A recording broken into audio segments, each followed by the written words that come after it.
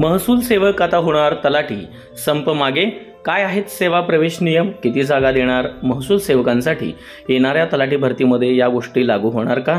चला पाहूया संपूर्ण डिटेल आपल्या या व्हिडिओमध्ये। पण व्हिडिओला सुरुवात करण्याआधी तुम्ही जर आपल्या चॅनलवरती नवीन असाल तर प्लीज आपल्या चॅनलला लाईक, शेअर आणि सबस्क्राईब करायला विसरू नका आणि नोटिफिकेशन बेलला क्लिक करा, म्हणजे येणाऱ्या प्रत्येक नवीन अपडेट तुम्हाला सुरुवातीला मिळत राहतील। महसूल सेवकांना तलाठी भरतीमध्ये राखीव जागा भेटणार, हे महसूल मंत्र्यांचं सूतोवाच। महसूल मंत्री बावनकुळे यांनी आश्वासन दिलेलं आहे। संप या ठिकाणी महसूल सेवकांनी मागे घेतलेला आहे।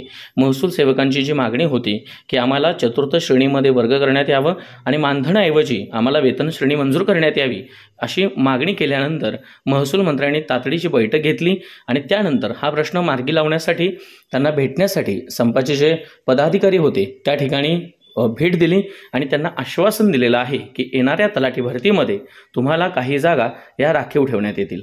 मात्र महसूल मंत्री चंद्रशेखर बावनकुळेंनी याबाबत कोणतीही माहिती देण्याचं टाळलेलं आहे। म्हणजे तलाठी भरतीमध्ये, येणाऱ्या तलाठी भरतीमध्ये महसूल सेवकांसाठी किती जागा राखीव असणार आहेत याबद्दल काही चर्चा झालेली नाही।